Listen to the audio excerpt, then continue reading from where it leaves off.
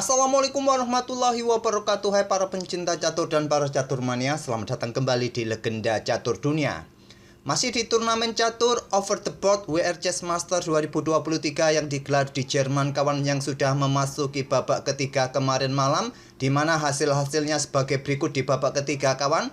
Levon Aronian menang atas Nordibek Abdusattorov, gamenya tadi sudah kita ulas. Partai yang lain, Wesley So menghadapi Gukes ini berakhir remis. Juga partai-partai yang lain, Ian Nepo melawan Anish Giri remis, Andrei Shevchenko remis juga menghadapi Jan-Christoph Duda. Dan satu partai lainnya, pertarungan anak muda kawan, satu generasi, Ramesh Babu Pragnananda menang atas Vincent Kemmer kawan. Dan sehingga sekarang klasemennya sebagai berikut. Levon Aronian ini sementara memimpin klasemen sendirian dengan 2,5 poin hasil 2 kali kemenangan atas Nordibek Abdusattorov dan Ramesh Babu Pragnananda, dan remis melawan Vincent Kemmer.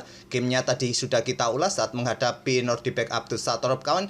Diikuti oleh Wesley So, Domaraju Gukes, Anish Giri, Ian Nepomniachtchi, Andrei Shevchenko. Terpaksa Nordibek ini kemarin sudah berada di posisi atas kawan, turun karena kalah oleh Levon Aronian, berada di posisi ke-7. Ramesh Babu Pragnananda akhirnya memetik kemenangan, posisinya sedikit terangkat naik kawan ke posisi 8, dan Jan-Christoph Duda menempati posisi 9, sedangkan Vincent Kemmer ini menempati juru kunci atau posisi buncit kawan.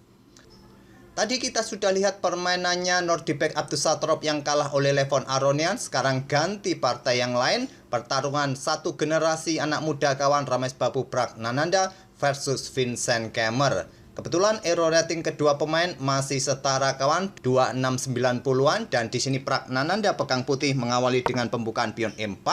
Dibalas dengan pion E5, kita temui pembukaan Ruy Lopez di atas papan, Morphy defense pion A6.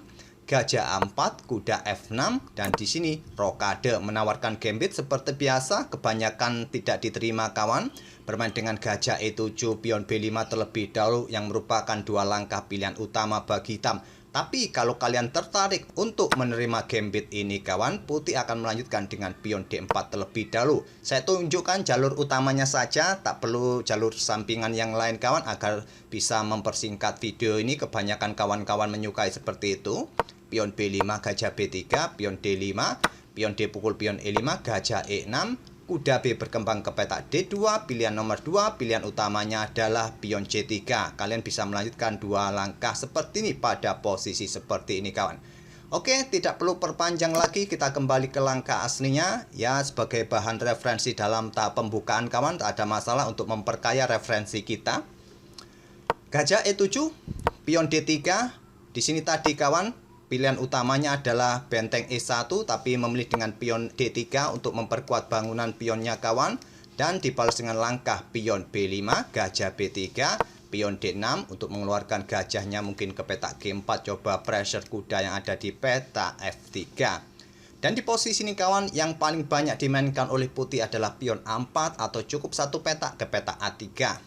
Atau kuda ini berkembang ke petak C3 atau langsung pion C3 juga ada yang memainkannya kawan. Tapi memilih dengan gajah D2, tidak banyak langkah ini diambil pada game-game terdahulu. Tujuannya bermain dengan variasi sampingannya ini untuk membingungkan lawan kawan. Karena putih yang jauh lebih siap dalam permainan Ruy Lopez, jadi dia memilih variasi sampingan dengan gajah D2 ini. Rokade oleh Kemmer, pion H3 kontrol petak G4, jelas pion H6 melakukan hal yang sama bagi petak masing-masing ini agar tidak diduduki gajah masing-masing kawan. Benteng E1, benteng B8, pion A3 untuk mencegah pergerakan pion didorong maju kawan. Di sini benteng E8, kuda C3 melanjutkan pengembangan, yang biasanya Ruy Lopez paling suka pengembangan kudanya ke petak D2 kawan, manuver ke petak F1, ke petak G3, ke petak E3. Tapi sekarang kuda C3 pilihan oleh Ramesh Babu Pragnananda. Gajah ditarik mundur ke F8 untuk memberikan backup bagi pion-pionnya ini. Terlihat gajah ini dipersiapkan kawan, mungkin dengan menterinya nanti berada di satu diagonal, atau menteri jika ada kesempatan berada di lajur G. Dan dengan konstruksi seperti ini kawan, mungkin gajah ini nanti akan diluncurkan untuk melakukan pengorbanan ke depannya. Apakah ada kesempatan? Kita lihat saja di langkah berikutnya. Sekaligus langkah gajah ini juga membuka akses bentengnya langsung bermain di lajur E. Kuda D5 menantang pertukaran, diterima oleh Vincent Kemmer, diambil balik oleh gajah. Dan Kemmer melangkah kuda ke petak E7 untuk ancam balik gajah kawan, dan persiapan biasanya adalah pion C5 segera didorong. Gajah tetap dipertahankan ke B3, pion C5, pion A4 ditolak, kawan ditunda memilih dengan langkah pengembangan gajahnya terlebih dahulu mendapatkan diagonal panjang, kuda H4 untuk persiapan manuver, mungkin ke peta F5, tapi terlihat jelas bahwa menteri ini segera akan dikeluarkan, kawan. Apakah ke peta H5, ke peta G4, dan coba lihat gajah ini juga sedang mengincar peta H6. Menteri C7 lanjut Vincent Kemmer, pion A pukul pion B5 terlebih dahulu untuk membuka lajur A bagi bentengnya, kawan. Diambil balik oleh pion A, barulah menteri ke G4, dan di sini siap untuk meluncurkan gajah ambil pion H6. Memilih dengan langkah menteri C8 menantang pertukaran menteri ditolak, menteri mundur ke G3 tetap incar lajur G, kawan. Siap diluncurkan gajah di langkah berikutnya. Di sini pion C4 terlebih dahulu, pion D pukul pion C4 diambil balik oleh gajah, gajah serang benteng, kawan. Blokade oleh gajah C6, dan di sini gajah meluncur ambil pion H6. Tapi coba lihat, hitam juga punya kesempatan ambil pion B2, kawan. Kalau Stockfish menyukai pertukaran seperti ini terlebih dahulu, kawan, dan putih mempertahankan pion B2 dengan gajah C3. Itulah variasi yang disukai oleh Stockfish. Tapi tidak memilih langkah yang dipilih oleh Stockfish, ya mana mungkin pemain tahu kalau ini adalah langkah Stockfish, kawan. Kecuali kalian nyontek. Gajah diluncurkan oleh Pragnananda, ambil pion H6, benteng ambil pion B2, tidak mungkin ambil dengan pion, kawan, karena posisi pion kena pin. Jadi benteng ambil pion B2, lanjut Vincent Kemmer. Di sini gajah mundur ke C1, tempo ancam benteng. Benteng mundur lagi ke B7, gajah ke G5, dan dilanjut Vincent Kemmer pertukaran langsung diambil balik oleh benteng. Gajah terang A4, menteri C6, coba pressure pion di sini, ancam benteng di sini. Benteng naik ke peta A5, menteri ke C7, kejar benteng lagi, kawan. Di sini benteng bergerak ke A6, sekarang kuda C6. Pilihan Vincent Kemmer, walaupun terbilang langkah ini kurang disukai oleh Stockfish. Sudah saatnya Stockfish menyarankan hitam dobrak peta pusat dengan pion D5. Kemungkinan gajah akan langsung sikat kuda atau melakukan pertukaran pion langsung, kawan. Tapi memilih dengan kudanya ke peta C6, dan di sini dicegah dengan langkah pion C3 agar kuda ini tidak bergerak ke peta D4, kemudian manuver ke peta E6, kemudian mencapai peta F4, kawan. Demi meloloskan kudanya bisa bergerak ke peta D4, Kemmer melangkah benteng B3. Langkah ini adalah langkah kesalahan, kawan. Stockfish menyukai kudanya bergerak ke peta D8. Kemungkinan akan disikat oleh gajah agar hitam tidak mempunyai kuda yang mengganggu di area pertahanannya nanti, kawan. Tapi memilih dengan langkah benteng B3, dimanfaatkan Pragnananda melangkah kuda F5, tekan peta G7 bersama gajahnya nanti bersama menteri di lajur G, kawan. Kuda D4 tetap melangkah Vincent Kemmer, sekali lagi 3 kali berturut-turut dengan langkah kuda C6 benteng B3, kemudian kuda ke peta D4 ini merupakan langkah-langkah yang tidak presisi.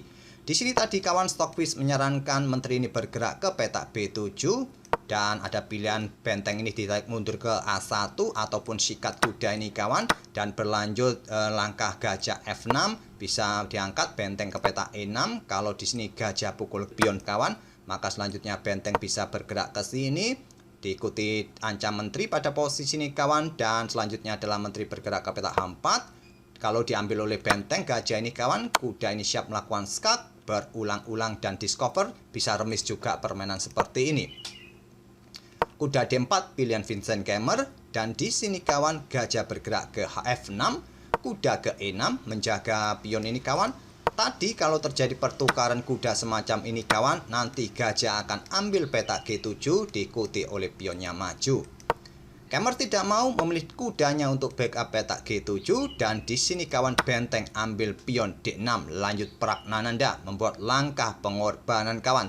Tentu tidak akan berani diambil oleh gajah pada posisi karena kuda akan ambil peta G7 dan persiapan juga discover, kawan. Silakan kalian otak-atik sendiri, apakah kalian langsung sikat kuda ini nanti ancaman skakmat ataupun kuda mundur ke peta F8. Silakan kalian otak-atik, kawan, ke peta F8 nanti kalau ada discover sampai peta G6, kawan. Tentu langkah ambil benteng ini adalah langkah kesalahan jika diambil. Dan di sini benteng ambil pion C3, lanjut Kemmer, terjadi pertukaran benteng akhirnya, kawan. Selanjutnya menteri kembali ke lajur G, gajah kembali ke F8, Di sini gajah ambil pion E5 ancam menteri kawan. Menteri bergeser ke D7. Di sini raja naik ke H2 lanjut Pragnananda. Menteri bergeser ke B7. Coba pressure pion di sini kawan. Ataukah nanti juga diikuti langkah benteng mengawal pionnya. Tapi tadi Stockfish lebih menyukai benteng langsung ke C8 kawan. Menteri G4 lanjut Pragnananda agar menjaga pion dan bentengnya leluasa bergerak. Benteng D8. Di sini benteng C1 untuk rebut pion ini kawan. Menteri bergeser ke A7 untuk merebut pion F2, dipertahankan benteng naik ke petak C2, lebih memilih bertahan daripada ambil pion hitam ini kawan. Menteri ke C5 ancam gajah, di sini kuda ke H6 skak terlebih dahulu. Raja bergeser, kuda ambil pion F7 dan posisinya tetap menjaga gajah.